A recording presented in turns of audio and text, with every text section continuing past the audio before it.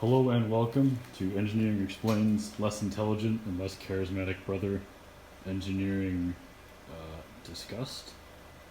We're going to take that mini bike, we're going to put these parts on it. So we have a aluminum gas tank. It holds four quarts. From OMB Warehouse, we have a new cam, new rockers, new valve springs, and new retainers. All of these parts are only to cope with this cam. This cam is pretty high performance. I think NR Racing, these are all NR Racing. They rank this as their drag racing cam. So it's a 292 lift and a 108 lobe separation, which I will discuss later in this video and explain what that all means in relation to like what it does with the actual engine itself. So the stock gas tank fit real nicely on these mounting brackets here. It just kind of morphed around it, where this has a nice flat bottom, so it doesn't fit at all. So hopefully with this piece of steel, I'll be able to weld it on here and then hook that in with some screws, and hopefully it'll stay. But the problem is I gotta use my way underpowered 95 amp welder, so yeah, it's probably not gonna work. Important side note, I haven't welded in like a year and a half, so this definitely is not gonna go smoothly.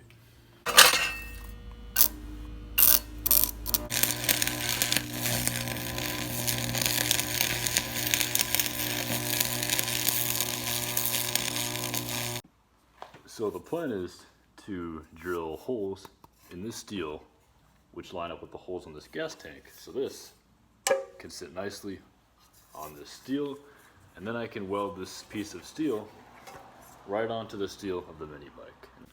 All right, so I've made a bit of progress on this mounting. I measured the distance on this bracket here where the original gas tank's at. And the bottom bracket here to the top of this tube is about 1.25 inches. And I picked up this 3/4 inch square pipe from my local hardware store. So I figured if I was able to double stack these, it would create a nice lift of about 1.5 inches, which would work nicely and put the gas tank mounting just above the original tubing on the top. So I cut that piece of metal into 4 pieces, about 3.5 inches long, and welded them together. And then I tack welded them onto this, the plate I'm using to mount the gas tank. And the welds are pretty terrible in terms of like how good they look, but they're definitely going to be strong enough just to hold up. Definitely not the prettiest stuff, but it's going to do its job. And I've just tack welded them on here just to size it up, and it looks like it's going to work pretty well. So this sits on top of the original mounting, nice and flat, and it fits pretty well. And I mean, it's certainly not the best looking, but it should do its job.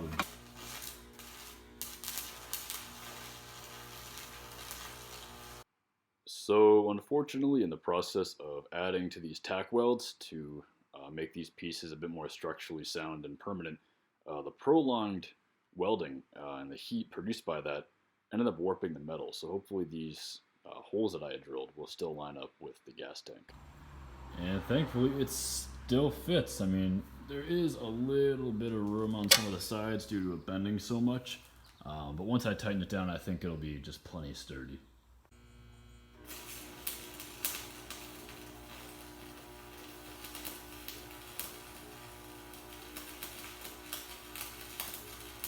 So I didn't do a great job explaining this during filming, so I'm going to do it now in post-production. But my welding helmet is auto-dimming, meaning when I strike an arc, it auto-dims for me. And the batteries in that helmet started to die, and the helmet's pretty cheap, so I wasn't able to replace them as they were soldered on. And so I'd have to view my welding either from the top, where I really couldn't see what I was doing, or I'd just cover my lens. In the previous clip, the batteries weren't quite dead yet, so I was able to do a little bit of welding, but I wasn't able to get much done before this battery completely died. And the weld I put in place wasn't nearly strong enough. I got the bike started and it just rattled, and was able to shake the weld. So I'm just using some steel wire for now to hold the gas tank on. I mean, it's a little loose, but you know, just to get one pass, it really should do the job. So to test this engine both before and after the modifications, I'm going to be running the same 2 tests. The first is going to be a top speed test, which is just to see how fast the bike can go.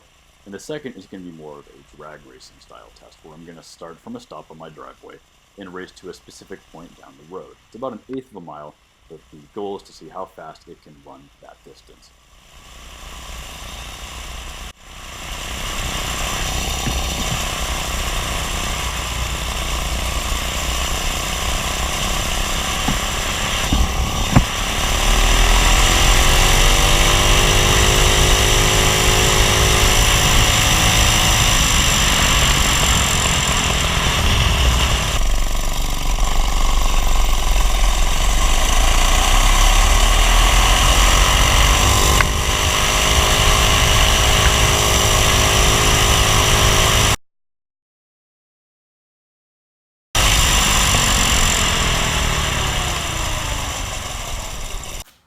Alright, so now that I've got baseline testing done, it's time to take that engine off and bring it downstairs and put the new parts in.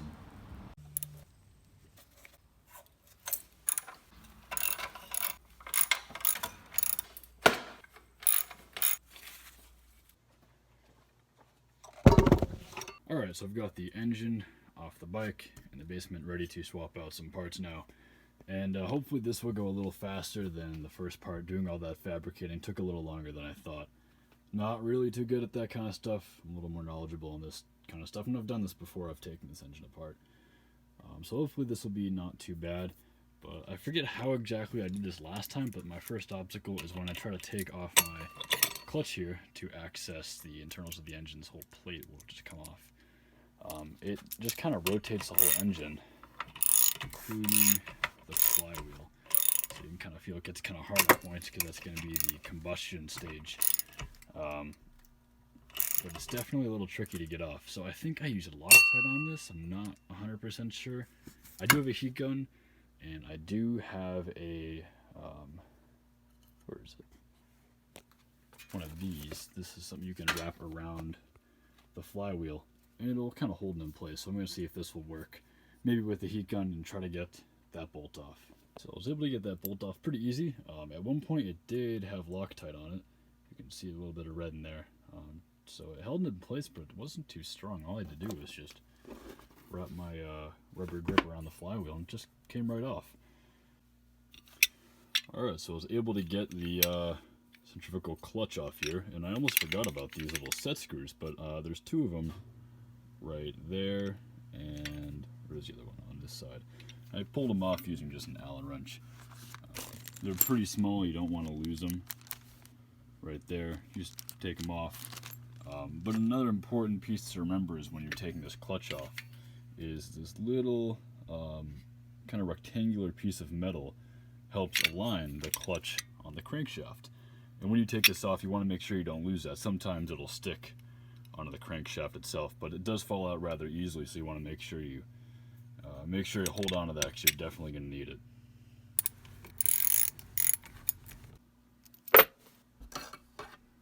And there we are. That is the inside of the engine. Alright, and the only thing we're going to be touching here is the camshaft, so we can pull that on out.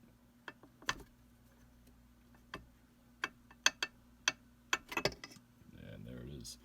So this is the only part I'll be replacing kind of down in the block. The other parts are all up in the head. Alright, that's going to be it for this video. The next video I'll go over some of the cam specifications and what exactly they mean, and kind of compare the stock cam with the new cam. And so stay tuned for that. Thank you.